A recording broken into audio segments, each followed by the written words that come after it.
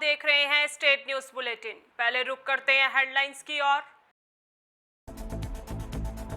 पूर्वी लद्दाख में भारत और चीनी सैनिकों के बीच फिर से झड़प।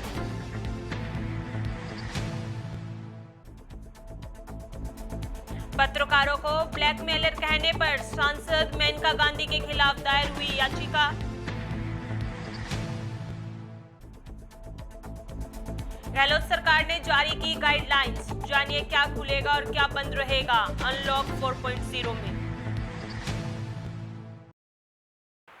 अब खबरें विस्तार से। पूर्वी लद्दाख में एक बार फिर भारतीय सैनिकों और चीनी सैनिकों के बीच झड़प की खबर आई है। आर्मी के मुताबिक पीपुल्स लिबरेशन आर्मी के सैनिकों ने पहले से बनी सहमति का उल्लंघन करते हुए पूर्वी लद्दाख में घुसपैठ की कोशिश की, जिसके बाद भारतीय सेना ने पेंगो और पेंगोंग झील एरिया में चीनी सैनिकों को घुसने से रोका। इसके बाद भी जब चीनी सैनिक रुकने को तैयार नहीं हुए तो भारतीय सैनिकों को उन्हें रोकने के लिए मजबूर होना पड़ा, जिसके बाद दोनों देशों के सैनिकों के बीच झड़प हो गई। सरकार की ओर से बताया गया कि 29 और 30 अगस्त की रात चीनी सैनिकों ने पूर्व में बनी सहमति का उल्लंघन किया। चीनी सेना ने बॉर्डर पर यथास्थिति बदलने की एक और कोशिश की। पेगोंग झील के दक्षिणी किनारे पर चीनी सेना हथियारों के साथ आगे बढ़ी तो भारतीय सेना न सिर्फ रोका बल्कि पीछे खदेड़ दिया। पीआईबी के अनुसार चीनी सेना ने जिस जगह से सीमा के अंदर घुसपैठ करने की कोशिश की थी, उस जगह पर भारतीय सेना ने पोजीशन काफी मजबूत कर ली है। सेना के पीआरओ कर्नल अमन आनंद की ओर से जारी बयान में कहा गया कि भारतीय सेना बातचीत के जरिए शांति स्थापित करना चाहती है, लेकिन अपने देश की रक्षा के लिए भी उतनी ही संकल्पबद्ध है। पेगोंग का दक्षिणी किनारा आमतौर पर चुशुल सेक्टर के नाम से जाना जाता है।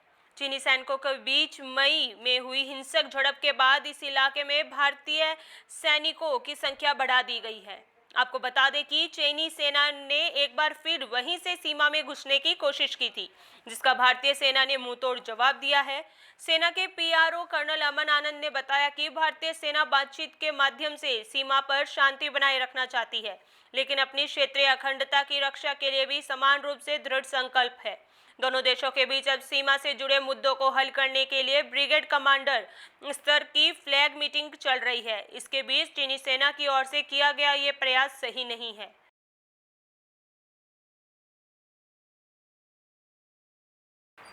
उत्तर प्रदेश के बीजेपी सांसद मेनका गांधी द्वारा पत्रकारों को ब्लैकमेलर कहने पर उनके खिलाफ मानहानि समेत विभिन्न धाराओं में याचिका दाखिल की गई है। दरअसल भरी सभा में मीडिया वालों को ब्लैकमेलर कहा जाना एक पत्रकार को अखर गया, जिसके बाद अधिवक्ता एवं पत्रकार राजेश मिश्रा ने उनके खिलाफ अवमानना समेत कई धाराओं में केस दर्ज करवाया है। इस मामले में एमपी और एमएलए कोर्ट के जज पीके जयंत ने सुनवाई की तिथि मुकर्रर कर दी है।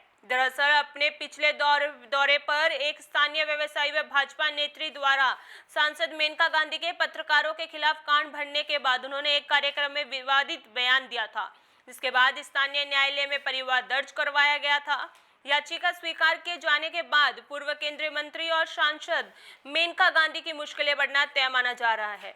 याचिका अधिवक्ता एवं पत्रकार राजेश मिश्रा ने अपनी याचिका में कहा है कि सांसद ने विगत 10 अगस्त को दुबेपुर ब्लॉक में आयोजित जिला एवं निगरानी समिति की बैठक में यह बयान दिया कि स्थानीय पुलिस द्वारा आम आदमी को मास्क लगाने के लिए जबरन न कहा जाए, वह मरे तो हमारी बला से।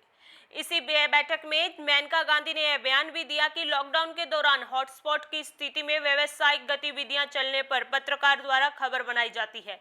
इसके बाद व्यापारी को ब्लैकमेल किया जाता है, पत्रकार ब्लैकमेलर होते हैं। उक्त कार्यक्रम में जिलाधिकारी श्रीमती इंदुमती, पुलिस अधीक्षक श्री हरि मीना समेत निगरानी समिति से संबंधित अधिकारी और मीडिया से जुड़े लोग भी मौजूद थे। अधिवक्ता एवं पत्रकार राजेश मिश्रा ने श्रीमती गांधी से इस बयान को आधार बनाते हुए अपर सत्र न्यायाधीश एमपी एमएलए अदालत में मानहानि समेत विभिन्न धाराओं में याचिका दाखिल की, जिसे अदालत ने स्वीकार कर लिया है। इस याचिका में स्वीकार होने से श्रीमती गांधी की मुश्किलें बढ़ती नजर आ रही हैं। स्थानीय अदालत में वादी के बयान के बाद कोर्ट सांसद को तलब करने का आदेश भी जारी कर सकती है। अदालत में याचिका स्वीकार होने की खबर के साथ राजनीतिक गलियारे में हलचल मची हुई है। जिले में तरह तरह की चर्चा व कयासों का सिलसिला चल पड़ा है।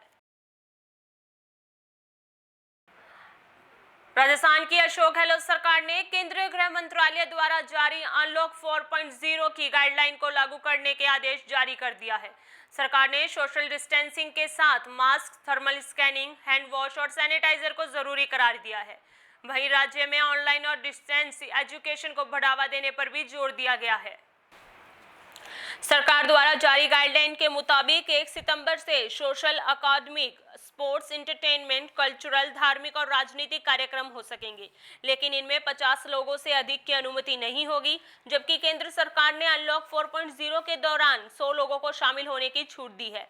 इसके अलावा कंटेनमेंट जोन में 30 सितंबर तक लॉकडाउन का सख्ती से पालन कराया जाएगा। आपको बता दें कि क्या रहेगा बंद और क्या खुलेगा। राज्य सरकार की गाइडलाइन के मुताबिक स्कूल, कॉलेज अभी पूरी तरह नहीं खुलेंगे।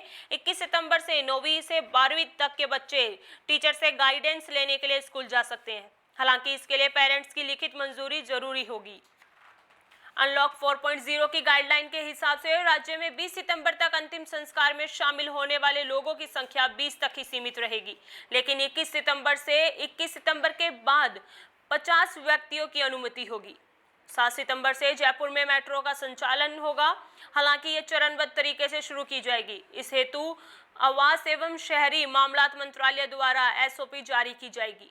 21 सितंबर से ओपन एयर थिएटर खोलने की अनुमति होगी। इसके अलावा कंटेनमेंट जोन के बाहर ग्रामीण क्षेत्रों में छोटे पूजा स्थल जैसे मंदिर, मस्जिद और गुरुद्वारे 7 सितंबर से खुलेंगे, लेकिन 6 फीट की दूरी और मास्क जरूरी होगा। सार्वजनिक स्थानों पर सोशल डिस्टेंसिंग के साथ मुंह ढकना, सार्वजनिक और कार्यस्थलों पर थूकने पर जुर्माना लगेगा। शर्तों में किसी का भी उल्लंघन अपराध है और इसके लिए भारी जुर्माने के साथ दंडनीय प्रावधान भी किया गया है। विवाह में मेहमानों की संख्या 50 से अधिक नहीं होगी। किसी भी वाहन में सवारियों की संख्या पंजीकृत वाहन की स्वीकृत क्षमता से अधिक नहीं होगी। कार्यस्थलों पर सोशल डिस्टेंसिंग के अलावा जांच और स्वच्छता के बाद बार बार सैनिटाइजेशन करना जरूरी होगा, जबकि आरोग्य सेतु ऐप होना भी जरूरी है। 65 वर्ष और इससे अधिक आयु के पुराने रोगों से पीड़ित व्यक्ति, गर्भवती महिलाएं और 10 साल से कम उम्र के बच्चों को घर पर रहने की सलाह दी गई है। व्यक्तियों एवं वस्तुओं में अंतर्राज्य एवं राज्य के अंदर आवागमन पर कोई प्रतिबंध नहीं होगा। दुकानों में ग्राहकों के मध्य पर्याप्त दूरी सुनिश्चित रखना जरूरी है। अगर किसी उपभोक्ता ने मास्क नहीं पहना है तो उसे बिक्री नहीं की जाएगी।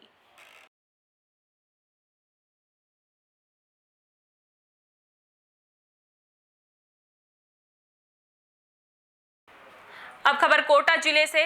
मंडावरा के केजीआई संस्थान सिग्नोर की ओर से गायत्री गौशाला उदयपुर वाटी में गौशाला के महंत अनिल दास महाराज की अध्यक्षता में उदयपुर वाटी सहित विभिन्न स्थानों में 21 पर्यावरण मित्रों का सम्मान किया गया। यह जानकारी देते हुए कार्यक्रम संयोजक एडवोकेट मोतीलाल सैनी ने बताया कि कार्यक्रम के मुख्य अतिथि चले प्रकृति से संस्कृति की ओर अभियान के प्रेरणेता डॉक्टर हरि सिंह गोदारा थे। इस अवसर पर हिंदू आध्यात्मिक एवं सेवा फाउंडेशन पर्यावरण गतिविधि के संयुक्त तत्वावधान में प्रकृति वंदन कार्यक्रम को संबोधित करते हुए पेड़ की पूजा की। मुख्य अतिथि गोदारा ने कहा कि वृक्ष वृद्धि सर्व वृद्धि का संदेश है। उन्होंने आओ चले प्रकृति से संस्कृति की ओर अभियान को जल, जीवन, जंगल व जमीन को बचाने की मुहिम है। डॉक्टर गोदारा ने बताया कि हम 31,000 पौधों का संकल्प किया था, जो पूरा होने पर कार्यक्रम किया गया तथा साथ ही यह भी कहा कि यह जब जन आंदोलन बन चुका है। कार्यक्रम में महंत श्री प्रभुदास कंचनपुर, बलदेव सैनी, श्री माधोपुर, समाज सेवा तेजपाल सैनी गुहाला, एडवोकेट हरेश पवार पंचेरी, वीरम सिंह राठौड़ चूरू, शर्मीन मंसूरी, बलवीर सिंह माठ, देवकरण चौधरी, रतनलाल टाक, गोपी किशन, सोनी बुगाला, एडवोकेट विपिन धादीज, पूर्व नपा प्रतिपक्ष नेता श्यामलाल सैनी, लोक सेवा ज्ञान मंदिर ट्रस्ट के दिनेश सांखला, बेटी बचाओ बेटी पढ़ाओ की तहसील ब्रांड एम्बेसडर सरमेन मंसूरी, पत्रकार Jhabarmal Sharma Mandawara, Mahipal Singh, Kailash Chand Saini, Bhagat Singh defence academy, MJF sports stadium समिति, भागीरथ मल सैनी व भोमाराम सैनी आदि का श्रीमती मुंगेश्वरी देवी पर्यावरण प्रहरी सम्मान स्वरूप शॉल उठाकर श्रीफल एवं प्रशस्ति पत्र प्रदान कर सम्मानित किया गया। आज हमारे संपूर्ण देश के अंदर हिंदू आध्यात्मिक सेवा संस्थान की ओर से पर्यावरण संरक्षण, वन, जल और सृष्टि संरक्षण का अभियान चला हुआ है।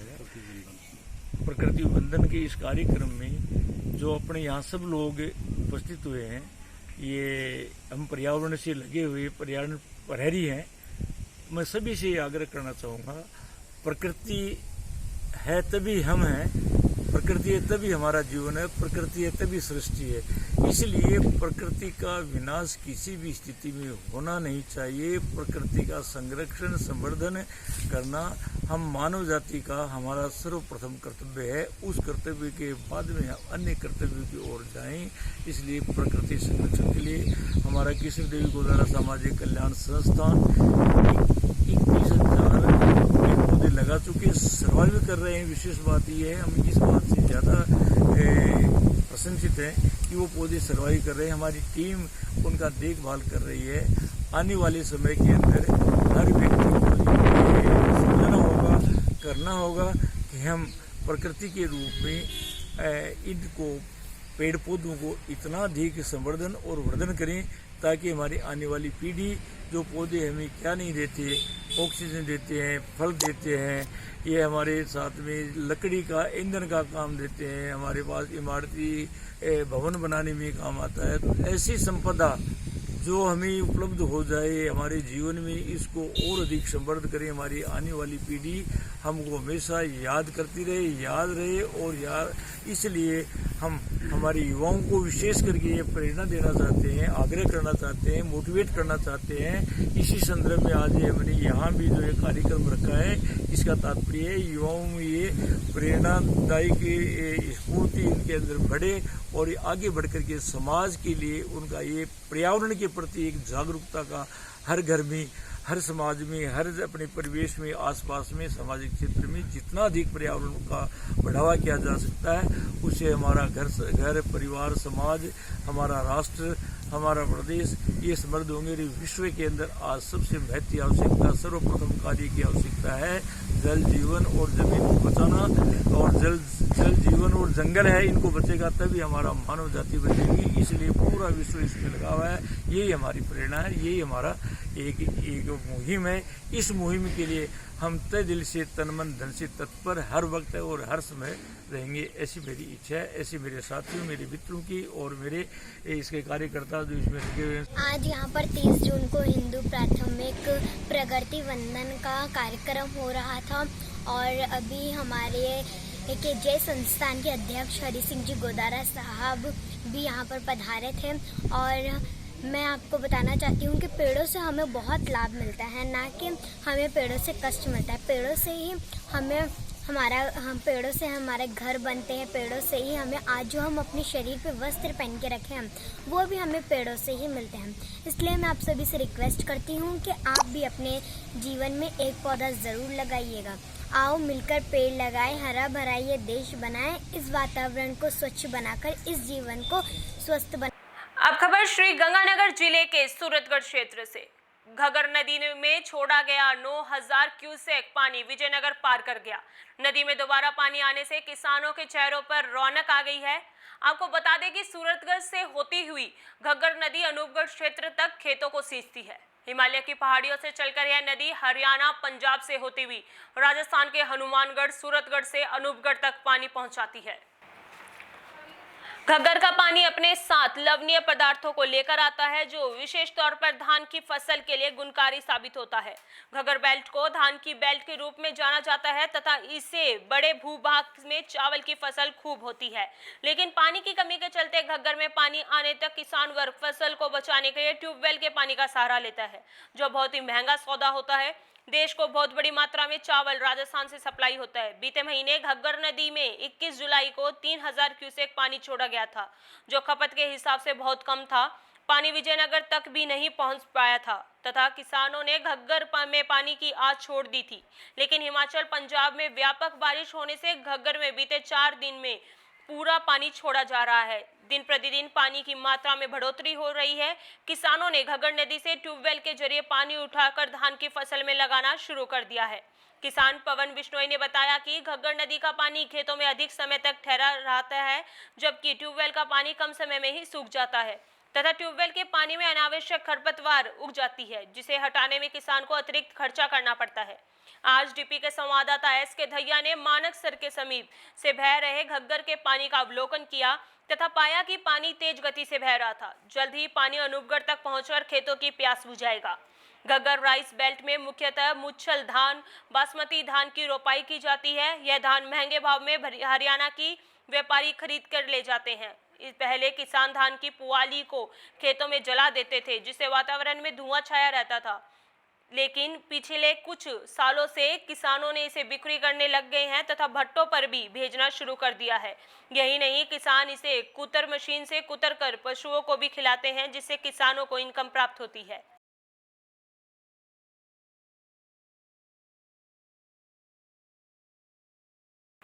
अब खबर 12 जिले से। हरनावदा शाहजी में जल झूलनी एकादशी त्योहार व मोहर्रम दोनों ही बड़ी सादगी से मनाए गए। हरनावदा शाहजी सहित छिपा बड़ौद में कोरोना के चलते इस साल सभी त्योहारों में कोरोना के कारण रहे अधूरे। शनिवार को जल झूलनी एकादशी डोल ग्यारस का त्योहार बड़ी सादगी से मनाया गया।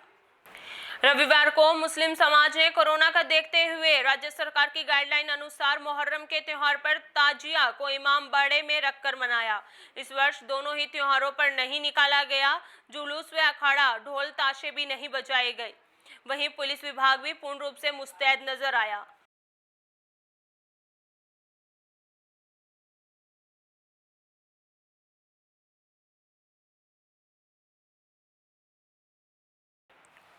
श्रीगंगानगर के घड़साना के वार्ड नंबर 2 में कोरोना पॉजिटिव युवक मिलने के बाद प्रशासन व स्वास्थ्य महकमा गंभीर नजर नहीं आ रहा, जिसको लेकर स्थानीय लोग सहमे हुए हैं। जहां कोरोना पॉजिटिव युवक मिला है, उस गली मोहल्ले में ना तो सैनिटाइज किया गया है और ना ही कोई पुलिस व स्वास्थ्य महकमे का कर्मचारी तैनात है, जिसके कारण यहां से लोगों का आवागमन लगातार जारी है। अगर समय रहते इस और प्रशासन व स्वास्थ्य महकमा गंभीर नजर नहीं आया तो स्थिति और भी अधिक गंभीर हो सकती है। स्थिति का जायजा लिया हमारे संवाददाता चिन्नू स्वामी ने।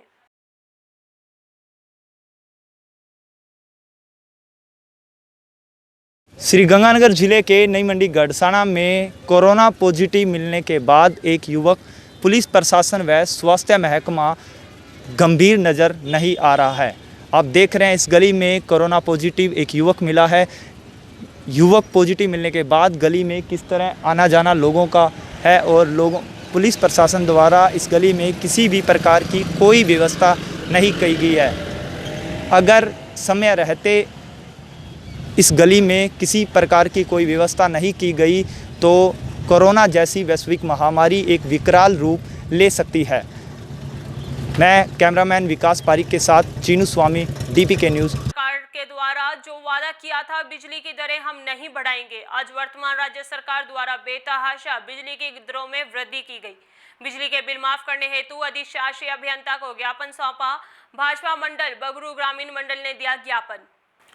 भारतीय जनता पार्टी के हल्ला बोल कार्यक्रम के तहत राज्य सरकार के द्वारा जो वादा किया था कि बिजली की दरें हम नहीं बढ़ाएंगे, आज वर्तमान राज्य सरकार द्वारा बेतहाशा बिजली की दरों में वृद्धि की गई और घरेलू और आम जनता व किसान की नहीं सुनी जा रही। VCR भरी जा रही है, संपूर्ण जनता का शोषण हो रहा है। वर्तमान राज्य सरकार के खिलाफ भारतीय जनता पार्टी के सभी कार्यकर्ता बंधु बढ़ी हुई बिजली दरों को कम करने पर और वैश्विक महामारी कोरोना के काल में 4 माह के बिजली के बिल माफ करने हेतु अधिशासी अभियंता को ज्ञापन देने के लिए बड़के बालाजी बिजली फीडर के सामने एकत्रित होकर ज्ञापन भाजपा ग्रामीण मंडल ने दिया ज्ञापन। भाजपा कार्यकर्ताओं में भारी आक्रोश। भाजपा के हल्ला बोल के प्रभारी ब्रिजेश लाठा की अध्यक्षता में दिया गया ज्ञापन। ज्ञापन में भाजपा के गणमान्य लोग रहे मौजूद, पुलिस प्रशासन रहा मौजूद।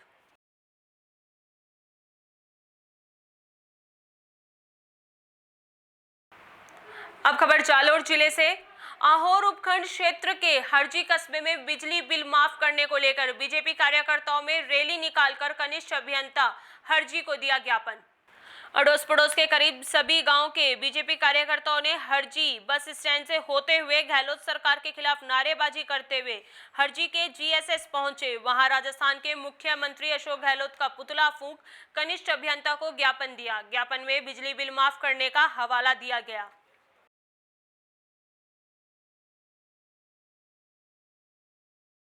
कार्यकर्ताओं ने राजस्थान भर में जो ज्ञापन दिया है, तो ये ज्ञापन को लेकर किसके बारे में दिया है, आगे क्या आपकी मंशा है? हमने राजस्थान सरकार के सब बिजली बिल के यूनिट बनाने के लिए बिजली माफ का जो वादा किया था वो उनके पूरा नहीं किया है, उनके मद्देनजर रखते हुए उन्होंने ज्ञापन दिया है।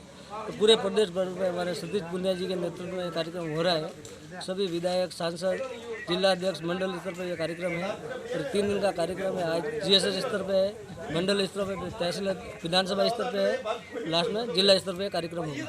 अगर गहलोत सरकार आपकी ये बात नहीं मानती है तो आगे आपकी जो ये पार्टी है क्या कदम उठाएगी? ये वो प्रदेश नेतृत्व तय करेगा, तो जन आंदोलन होगा।